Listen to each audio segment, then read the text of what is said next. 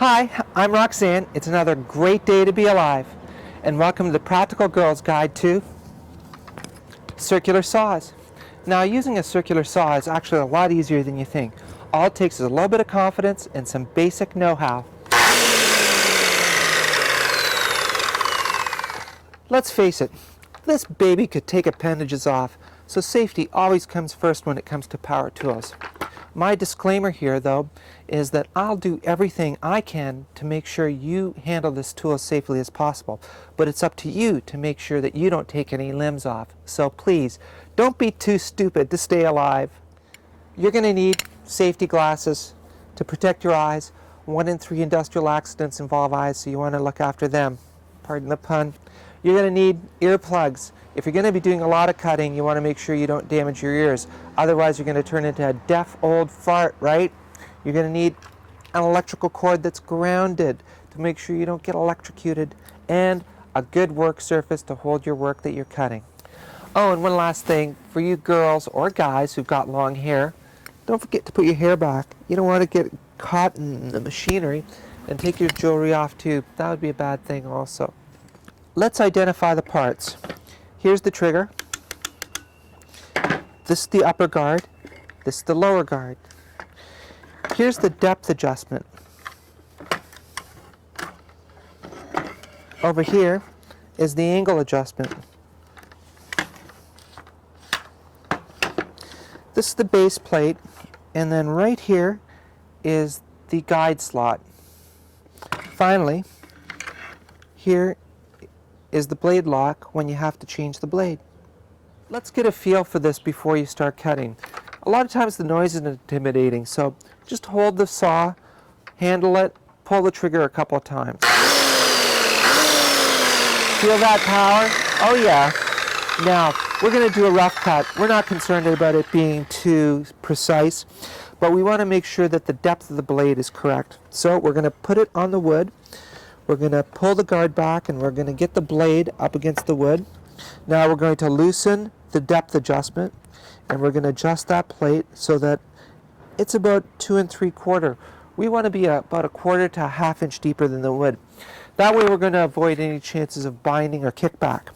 Now we're ready to make a cut. We're not worried about where we're going to cut here because we're working with just a rough piece of wood. So we're going to sit the plate so it's flat against the wood. We're going to pull the trigger, and then we're going to gently push the blade into the wood. Watch this.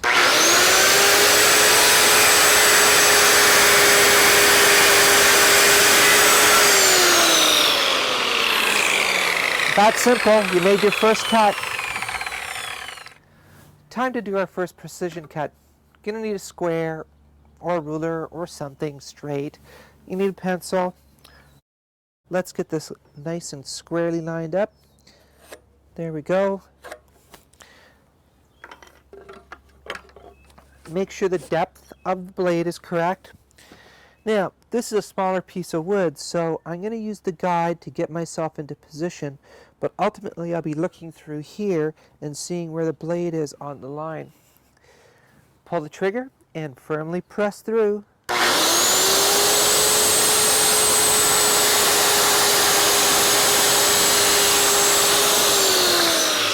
There it is.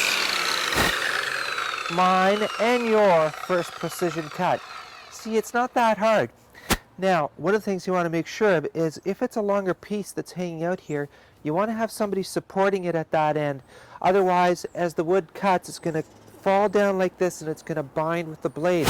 And there's the possibility of kickback. You want to avoid that. The last thing I'm going to do is show you how to do an angled cut. So, grab the angle adjustment, loosen that, adjust it to where you need to be. Let's say we're going to put this at 22 degrees, just like so. And we'll want to make sure that the depth of the blade is correct, because when you're cutting at an angle, it doesn't cut as deeply. So that's all lined up. We're going to put a line on here just to make sure it's going to be a precision cut. And now, because it's at an angle, the blade is in a slightly different position. So we're going to look down through here and see where the blade lines up with the line. And now we're going to carry it through from there.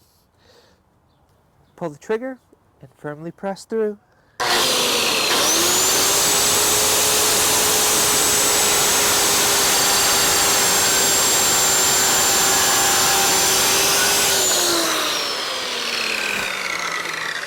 There you go. That's your first angled cut. And now you're cutting like a pro. Those are the basics of using a circular saw. A lot easier than you thought it was, wasn't it? I'll be doing more advanced shows coming up, so stay tuned to the Practical Girl's Guide to How to Use a Circular Saw.